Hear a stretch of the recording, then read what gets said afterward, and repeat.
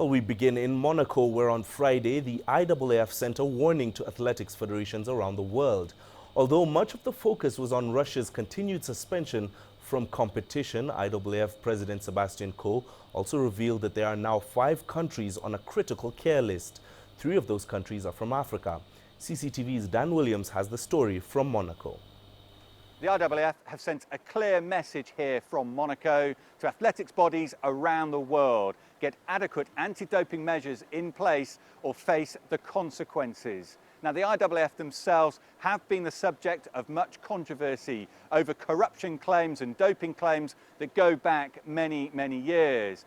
However, under new President Sebastian Coe, who of course himself has been the subject of much criticism, but he says that the IAAF is on a new course now and attempting to make the sport of athletics clean. Now, the subject of this particular meeting here in Monaco has focused a great deal on Russia, who have now been given until May in order to show that they are implementing the right kind of anti-doping reforms, that they're doing those measures and that the sport there can now be trusted and is clean. However, they've been also told that there is still significant work that still needs to be taken place in order for their athletes to compete at the Rio Olympics. So May is now the last deadline, if you like, for Russia in order to show that those reforms are taking place and for those athletes of Russia to make their way to the Rio Olympics. If not, then Russia will not have track and field athletes at the Rio Games. But Sebastian Coe and the IAAF have also focused on 5 other countries, 3 of which are African. Those countries on a critical care list are Kenya, Morocco, Ethiopia, Belarus and Ukraine. Now, for Seb Coe and the IAAF, the message is clear. This is a final warning, if you like. Get your house in order or face further sanctions.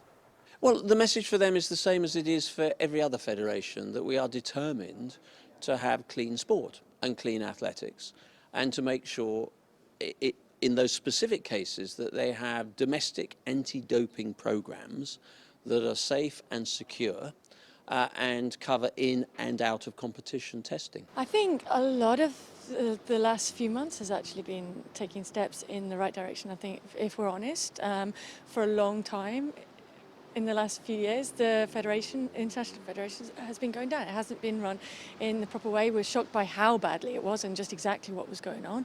But I don't think anybody thought it was in really great hands.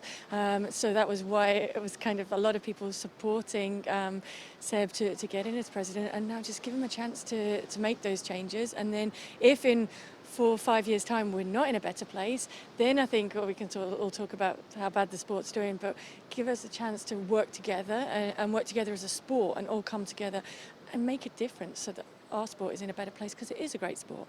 So 3 African countries find themselves on this critical care list.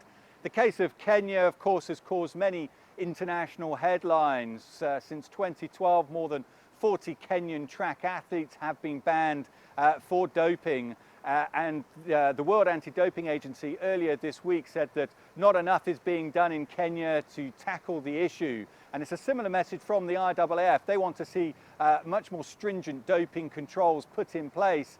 They want to see in and out of competition doping testing, or else they say Kenya will find themselves the subject of further sanction. It's a similar story for Morocco. Since 2003, 37 athletes have been suspended, while Ethiopia have 9 athletes under investigation. That's why those 3 countries are on this critical care list. The message, as I say, it's clear for all of those 5 countries on that list that unless they want to find themselves in a similar situation to Russia and having their track and field athletes banned from competition, then these anti-doping measures need to be put in place or else.